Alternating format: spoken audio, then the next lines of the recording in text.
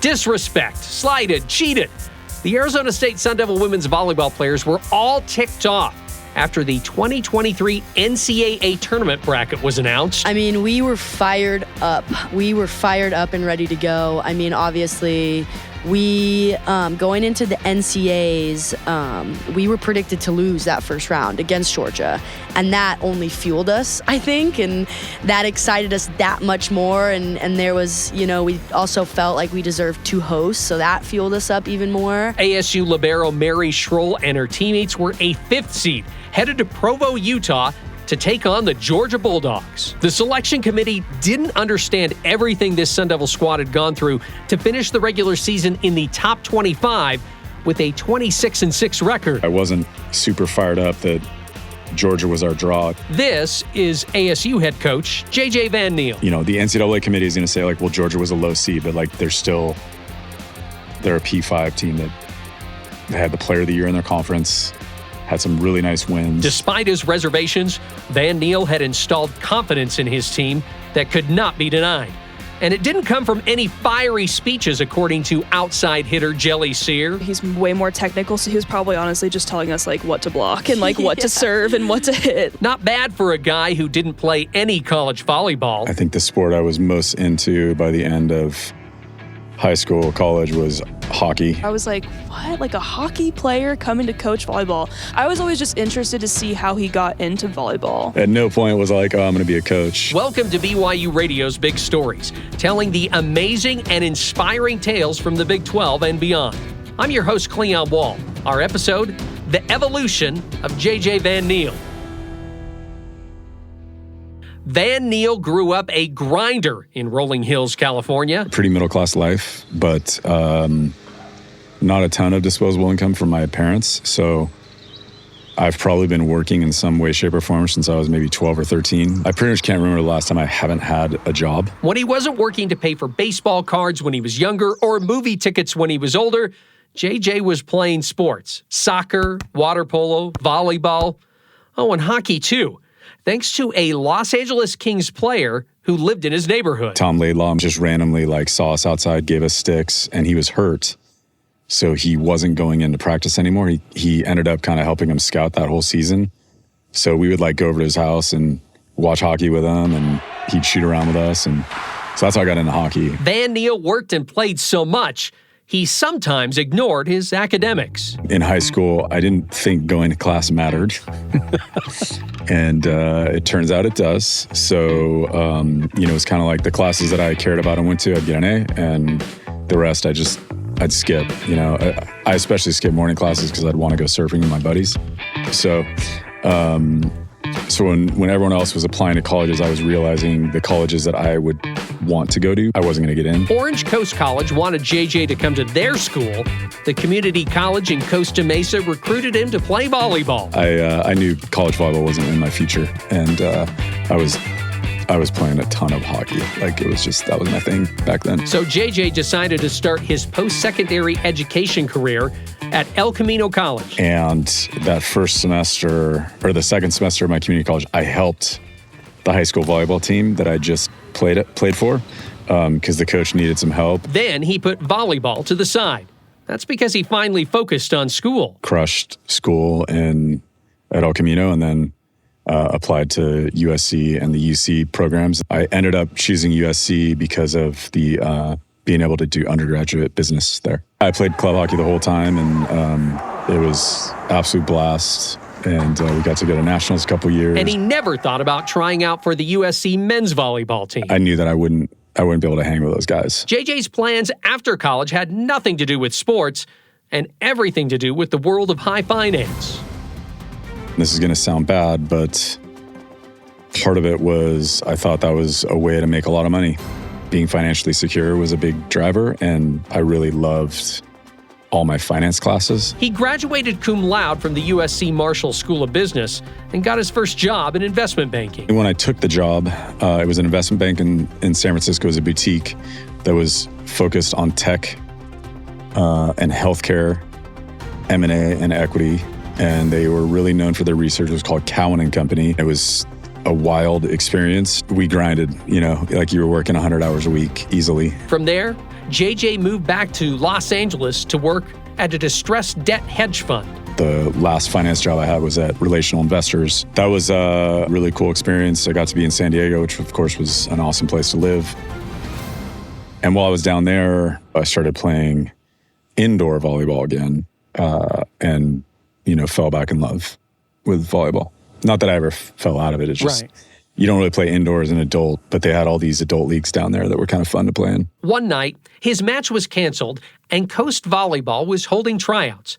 Coast is a giant in the club volleyball community. I went and found the owner and just said, hey, do you ever need anyone helping? And she said, yeah, that would be great. JJ traveled a lot for his job, so he didn't know how much help he would actually render. And I still don't know why I did it. Like I just randomly asked. His first volleyball assignment? Coaching 18-year-olds. Wasn't the best team. As soon as I started, I realized I don't know nearly what I think I need to know to coach and be a good coach.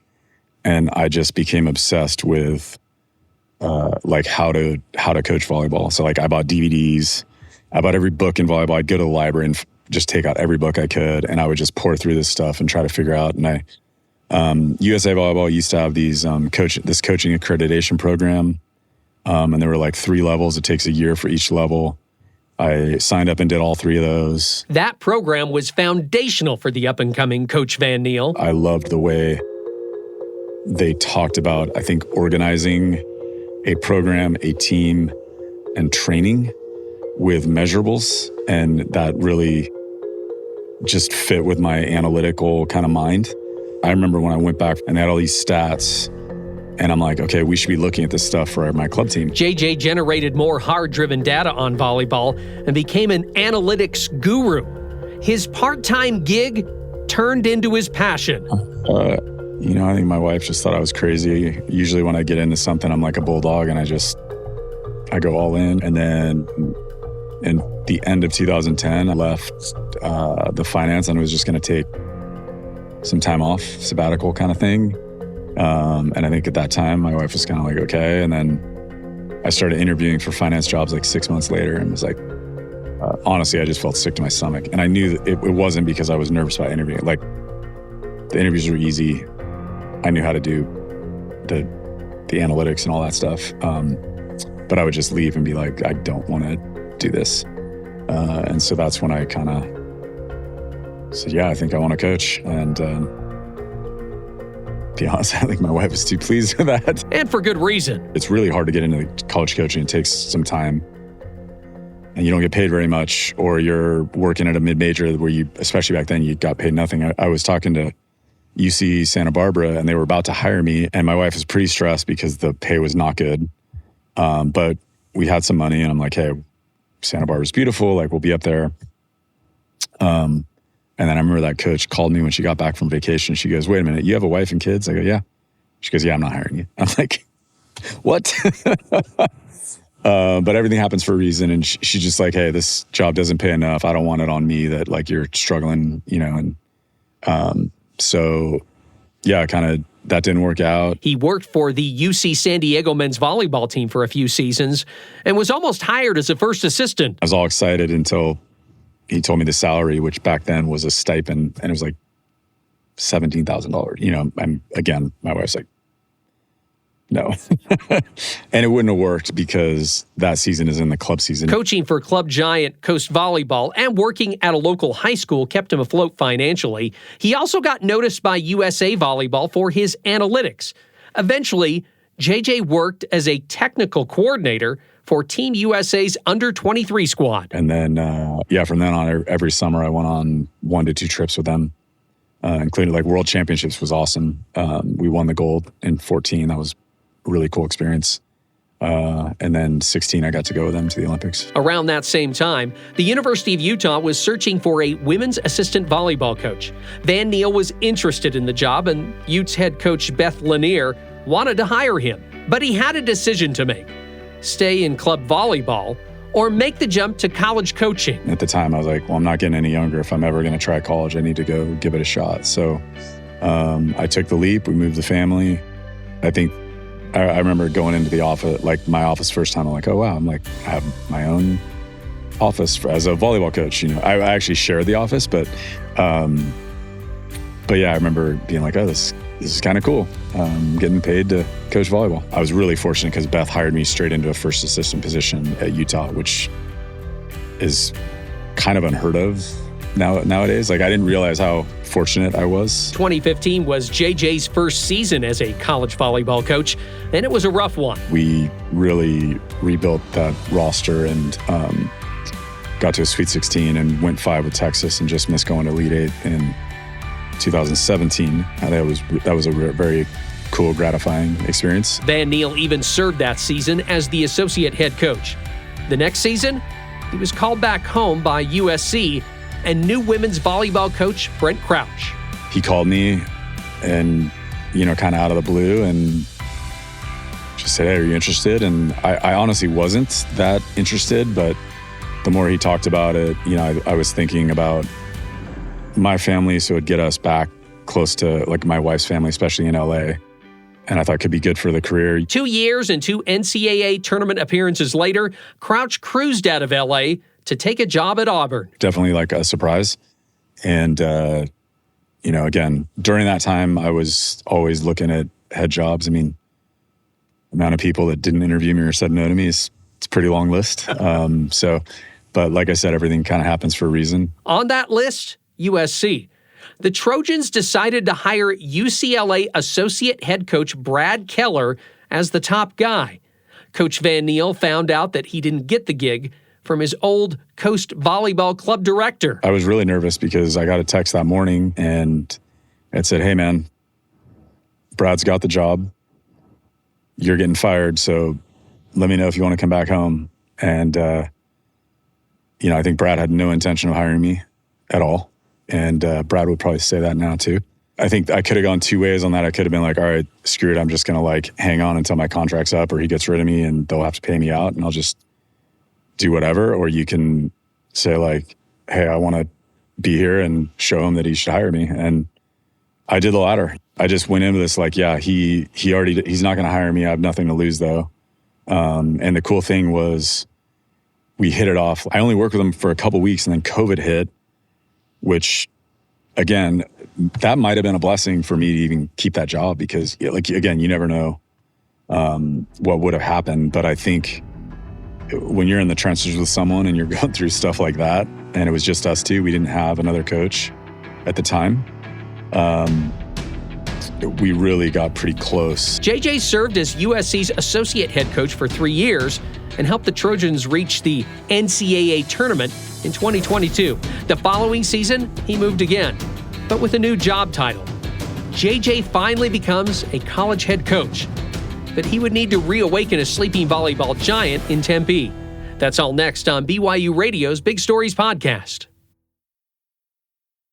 Hey everyone, Cleon Wall here again. I'm inviting you to check out another BYU Radio podcast. It's called Deep Blue.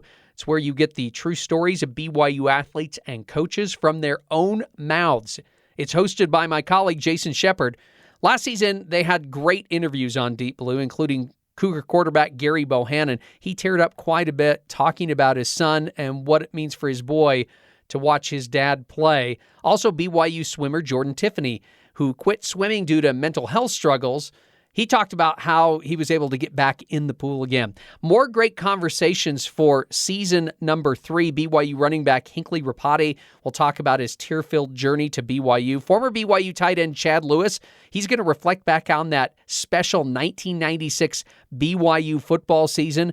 And BYU basketball players Richie Saunders and Fuseni Traore discuss their unique relationship. It started way before they got to BYU.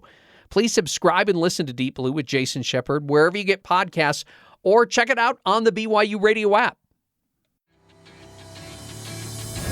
Welcome back to our Big Stories episode, the evolution of JJ Van Niel. Arizona likes volleyball. They like volleyball. Arizona State women's volleyball libero Mary Shroll knows a thing or two about the big crowds for Sun Devil matches. I'd always go on my high school teams or my club teams, and when I was really young, like with my older sisters who played volleyball. But they honestly brought in some big crowds, and it was really exciting, like really good volleyball. But ASU had struggled after Shroll left her high school in Tempe to play volleyball for Loyola Marymount University. From 2019 to 2022, the Sun Devils finished with a winning record only once. We went through 3 losing seasons in a row, and that was really, really tough to stay positive sometimes. This is Arizona State outside hitter Geli. Our culture was just not what I wanted.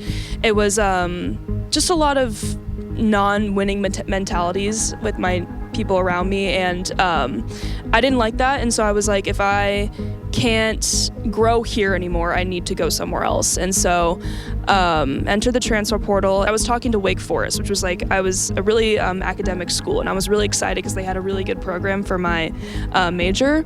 And then it ended up that none of my academic credits transferred to basically any other school. So Geli decided to stay in Tempe. And so it's kind of that corny thing of everything happens for a reason, that led me back to being here. Geli then got word that the school had hired JJ Van Niel as their new head coach. I had one of my really good friends on USC too, and she called me immediately and was like, "You're gonna love him." This is the same JJ Van Niel who played volleyball in high school, club hockey in college, and worked for 12 years in the financial world, and only learned how to coach volleyball after playing in a recreational league in San Diego. And, fell back in love with volleyball. JJ coached at the club level and with Team USA before getting assistant coaching jobs at Utah and his alma mater, USC. JJ applied for other head coaching jobs, but never got the gig. That's when he signaled his willingness to be Arizona State's head coach. I know I wasn't the first of their list, but he eventually got the job. I was just totally fired up.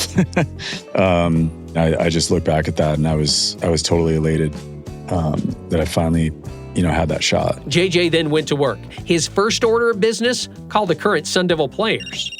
When I was going into those calls, all I was thinking about was, I'd been through 2 different head coaching changes at USC, but it was like, okay, they're going to be stressed because I think whenever a new coach comes in, they didn't recruit you.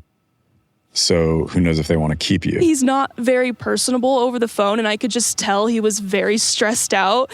He was like, I'm not going to let you know if you're going to play right now. We don't know if you're going to start. I don't care that you're coming back. And I was like, okay. I honestly, I kind of liked it because it was real, it was the truth. I didn't want him to be like, all right, everything's great and jazzy. You know what I mean? And then after that phone call, we had another phone call, and he was like, we talked for an hour and just really got to know each other. So I think just that first one was a little bit funny. Half the team had already transferred, so I had a really small roster already. So I think they probably felt pretty good. I don't know, I wouldn't have a roster if I was getting rid of everyone. There were 7, 8 of us. It was a tiny, tiny roster. Maddie McLaughlin was one of the Sun Devil holdovers. It was also a little disorienting because the transfer portal window was closing, and so by the time they finally announced JJ as the new head coach, it was super late in terms of getting new players in. So it was a really tumultuous time for our team. I remember when they all got on campus and we had our first meeting, I had a presentation. When he first got up to speak to the whole team, you could tell he was super nervous and a little, awkward, with the whole team there just staring at him. And so that wasn't the most amazing first impression I'd ever had. And I went through a couple iterations of it. And so the first presentation had quite a bit of analytics of okay, here's where you guys were, and here's where I think we need to be. And this is what we're going to focus on all spring. And if we do this, I think we can make the tournament. But then I realized they're not going to care about that. And what I realized or thought a lot about was the most important thing I can do is get to know these kids. They don't know me, and they're all going to be on edge because I'm the new coach, and they might be thinking all he wants to do is go in the portal and find people to replace me and move me on. They have to get to know me, and I have to get to know them. My mom sent me these old pictures, and I threw those up talked about the things I was into, talked about my family, and then I just said, hey, we'll get into the volleyball side later, but the most important thing we're going to build is culture. So I told him right away, this is how this is going to work. We're going to build our relationships. Pretty much every day after a practice, I would grab one of the players and go get coffee or go get lunch. And just the rule was, we're not talking about volleyball. I love how intentional he is about developing relationships with his players off the court. And so I really respected that he genuinely cared about us as people and not just as athletes. Coach Van Niel continued the coffee talk tradition with the players who joined the team from the transfer portal, like Mary Shroll. I've had coaches in the past like come into the office or like let's chat, and sometimes that can turn into volleyball talk. But it's really just like a chill time to talk to him and get to know him more. And we have our favorite little coffee spot we always go to. I'm in a master's program here, and I was kind of in a lull, and he pulled me aside and in his office and was asking what's up. And he literally was like, Mary, I have a mattress in here. Like, if in between classes you can come sleep. Like, he literally was doing all he could, and he was checking in after that, making sure I was okay. And kids were like, hey, when do I get my next coffee? He builds an incredible lasting impression with you. That's kind of the best way I can say it. It's the day-to-day stuff and the little things that he does. It adds up and accumulates over time. And so I think the first impression was kind of funny looking back on it now. The girls who have been through this like hardship for so long, and then just adding a bunch of new people, it can sometimes be a little bit weird. So Coach Van Niel scheduled a team retreat to Sedona, Arizona. Completely disconnected. So phones were all turned in for the weekend or a couple days we were out there. And that was an absolute blessing because, those little moments that people are usually turning to their devices, instead we were connecting with each other and we were playing games and, we were talking and interacting constantly. I brought him in. I said, okay, right now you got 2 hours to make us a meal. That was really fun. That was really fun. We had to grocery shop for ourselves. And they made it like a competition. It was like a team thing. We just had to get it out by 6, or else JJ was promising all these crazy hard things we had to do the next day. It's like, I think we did Italian. And so we threw it together and it was pretty good as far as I remember. They kept it basic. They did some pasta and bread. And yeah, no, it was good. The funny thing was they overserved us. So they made enough, and then like they brought out these like plates of pasta for us, which is like massive. And I'm like, this is like for 4 people. And then they realized they didn't have enough for themselves. And so they kind of came back out and they're like, yeah, there's actually not enough for all of us. We're like, yeah, because you served 4 people on my plate. And the business side was, hey, you guys are going to set these goals. And we all know that like there's certain things you need to do to achieve the goals. So what do we think are things we need to do? What are standards? What do we want people to think of our team? And this was all driven by the players. To achieve those goals, JJ shared with the Sun Devils his analytical vision. He's developed his own software and used a bunch of other softwares where it can like basically track the exact spots that everything is. He found out that the only statistic in volleyball that relates to winning the most is how many times you get aced. And so we just practice like over and over in our gym, just don't get aced, just don't get aced, just don't get aced. Not only had JJ evolved as he took over as head coach, but so had his players. And it showed at the start of the 2023 season. I remember we swept the first team, and it was just this, whoa, we could be pretty decent this year. There was a really cool realization at some point. You can kind of tell by who your coaches book for preseason how good they think you're going to be that year. And so it was we kind of coasted through it. It was a lot of 3-0 games. The Sun Devils won every non-conference match. Their first Pac-12 game was against their rivals from down south, the University of Arizona. And I was like, that's going to be a big one. We sold out Mullet Arena. And that's when I think I was really like, okay, wow, like this is going to be something really special. We opened up conference with 2 nice wins over Arizona and Washington, and that was awesome. So it was. I did think we would be successful in the preseason. I would definitely be lying if I had predicted that we'd get third in the conference. ASU recorded victories over number 3 Stanford and number 5 Oregon along the way. They also triumphed over Coach Van Niel's alma mater and former employer, USC. It was a wild match. Lots of emotions. Of course, I wanted to win. Both teams, I thought, were really up and down in that match. It was 5 sets. So, I mean, from him, I remember in the game, he was pretty intense. I remember know that he wanted smile to beat him. when we won. Yeah. He looked like he just got it. Like, well, he was intense that game. That's true. In sets 2 and 4, parents of the kids I just coached were like cracking me up. A couple of them are really funny. What were they saying? Oh, they're just jawing in my ear, making fun of my shirt and constantly call my name. I know you hear me, JJ. And after I went and said hi to them and everything, it was great. But yeah, I mean, it was definitely an emotional game. And I thought, my team, once again, they battled, and that 5th set, they were on fire. I mean, they came out and played really well in that 5th set. Which brings us back to the Sun Devils feeling disrespected heading into the NCAA tournament. Oh, yeah, we felt like we were completely slighted. This team felt like Deseret Financial Arena should have been a host site for the first round. Instead, they traveled to Provo, Utah to take on Georgia. They had all the bracket predictions that they released, and I think it was like Michaela Chester, the NCAA correspondent, or I don't know, she had her own predictions, and we were not favored in that. And so I think we were very frustrated by that, and there was definitely a chip on our shoulder. The Sun Devils swept the Bulldogs in straight sets. They would next face host team BYU inside of the noisy Smith Fieldhouse. I mean, we were just so fired up. Like, we were excited. Like, that field house just lights up, and people are packed in, and they're super raucous. They're really excited. So I think we were all just, I don't even know how to put it into words, really. It was electric. I think it was more of like, bring on the fans, like pack this place. Like, how loud can we make this? Because we had that much confidence and that much confidence to be like, okay, you predicted us to lose the first round. Now we're going to go sweep again. And that's exactly what the Sun Devils did.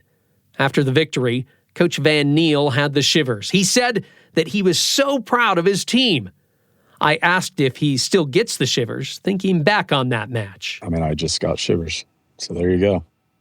I've been really fortunate in my life. Like, I've had some teams that I absolutely adore. Like club, I had some amazing groups of kids. But just what we went through together, I've just never felt more proud of a team or tighter with a team. From when I walked in the door, the buy-in, and again, I've been through a couple of coaching changes. And I've seen various reactions to new coaches. And this was like, I walked in the door and like the 9 kids were just all in. Like there wasn't pushback. Arizona State eventually fell 3-1 to Stanford in the Sweet 16. A couple people said some words, and it was just waterworks from there. Yeah, it was very, very emotional. And then the coaches joined us a little bit later, and it was super emotional with them as well. That was a hard moment, but I think because of how historic the season was, it made it a little bit easier to swallow. It felt like you said, we had lived up to our potential finally. After years and years of working at it, we had realized it. And the players, like Maddie McLaughlin, couldn't have reached that potential without their first-year head coach. I think there are people in your life that it's really hard to articulate the impact that they have on you, and he's one of those people for me.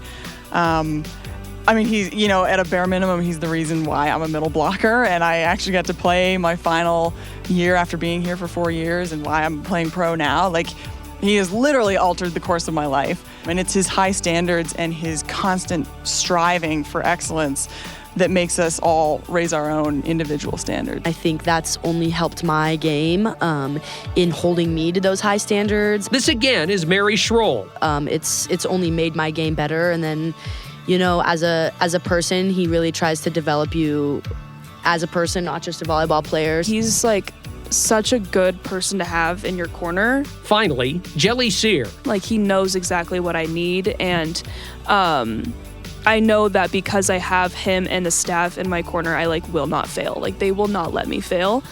Volleyball wise, like Mary said, he holds us all to a very high standard, and that will now be the standard for the rest of my career. The evolution of financial guru turned volleyball coach JJ Van Niel is not complete, but his first year in Tempe will be something he will never forget. That spring we have a picture from the spring, and it was our whole team, our staff, and then all the boys. Like we went and recruited from the boys club team because we didn't have enough players to even play sixes.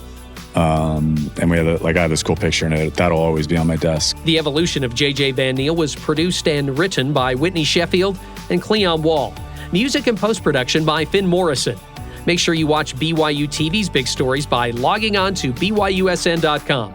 Big Stories is a production of BYU Radio.